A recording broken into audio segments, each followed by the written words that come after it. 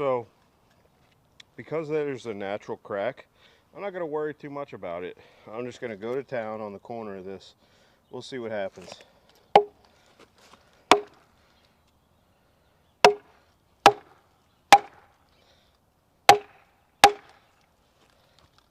Yeah, it's not one to go too easy, so we're going to have to punch some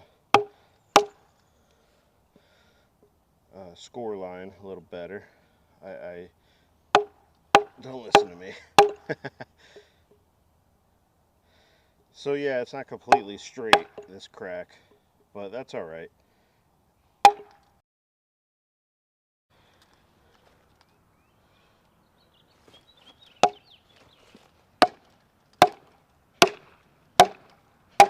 Okay, you see how it's stuck now? So this might break today. This this handle's fucked up. Yeah, we'll see what happens.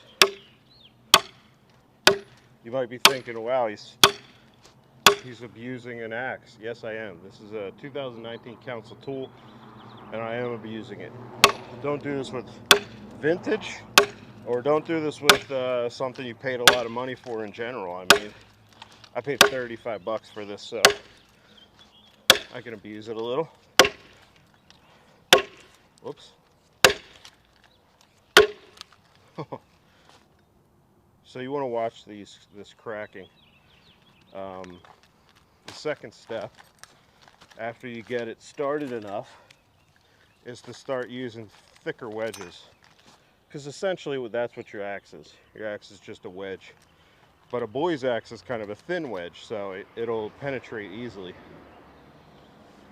This is why I like vertical, because this is kind of awkward to hit like this. See if this is a little better. Not much better.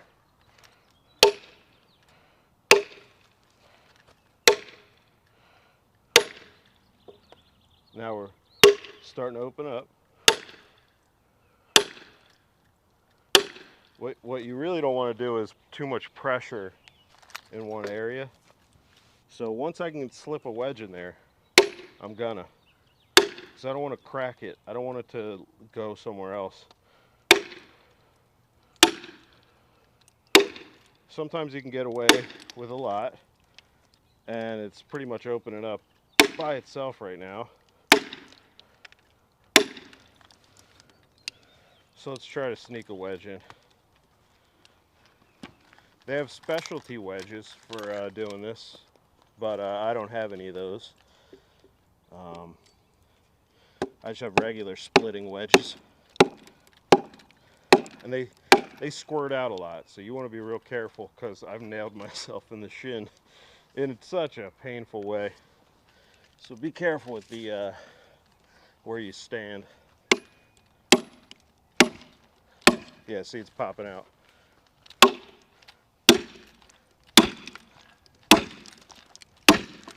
You can hear it. It's splitting already.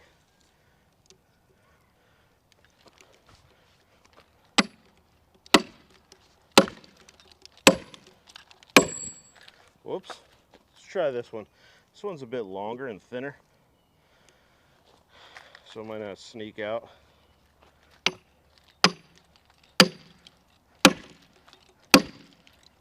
Oh yeah.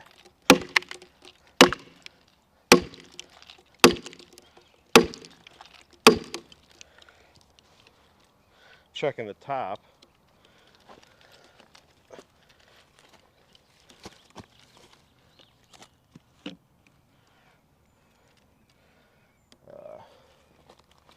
Let's see.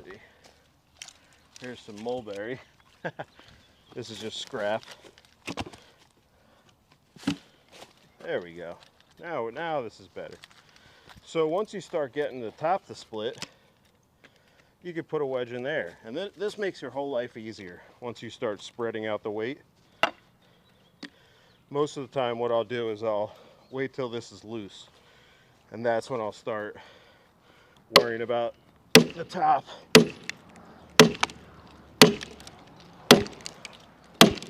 I mean, it's already, there we go, you saw it move. That's how you know it's loose. sometimes you want to move the bark out of the way to get to the crack. This is going to go really well though. This is going easy.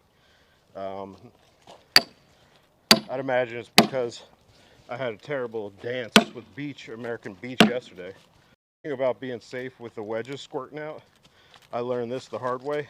When you're in line with the split, it's either going to go that way or that way, and especially if it's angled. So if it's angled like that, it's going to come out that way. If it goes upwards and kind of has a little arc, that's not as bad as going shoo and right into your body. So be careful. Try not to stand in line with the wedge. Even this way is going to go out. It's going to go straight out. So try not to be in front of them when that danger is present. Oh yeah, it's going beautifully. Oh my goodness. Wow. You can pop this wedge out. Now we bring it over here. Now I've seen people do this with lots of wedges. You don't need a lot of wedges. If it's a decent riving wood, you can do it with two. And then a hatchet. Okay. Once again. Now what we do is we go to the other side. And we try to wedge it here. And it's already open up, so this is going to go quick.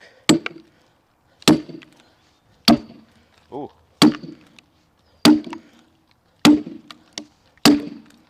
Oh yeah. See if we can get this wedge out. Sometimes they get stuck after they get loose because they get kind of lodged into a sticky position. Okay, well, let's see, what else do I got to do here? Just a few strings. It's pretty much holding on for nothing. Let's try with the PV. I haven't used the PV like that yet, but the spike is apparently on the PV is, you know, for stuff just like this. Oh, that's nice.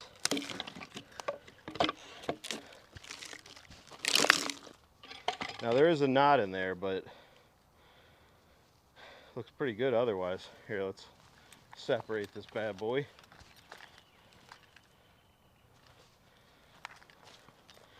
This is what, so you got to watch out because it will fall on you when you're taking these little strings off. Here's the strings that are holding it together pretty much. There you go. That's pretty cool. It's still standing up. That's because I put that piece of mulberry there. So now what I do is I once again I do it in half, or you know, some people split boards out, but I'm not looking for boards. I'm looking for axe handle billets. So in half, now they're in quarters. Then I look at the grain and I see what I can get out. So there's the white oak all split up in half. That looked very easy, didn't it? It didn't look hard at all. That's because this was a pretty cooperative piece. You got to give it to the wood when it allows you to not suffer through a long riving process. So yeah, I just wanted to show the basic concept of riving. I know a lot of people have shown it, and they talked a lot less, and they were a lot less annoying.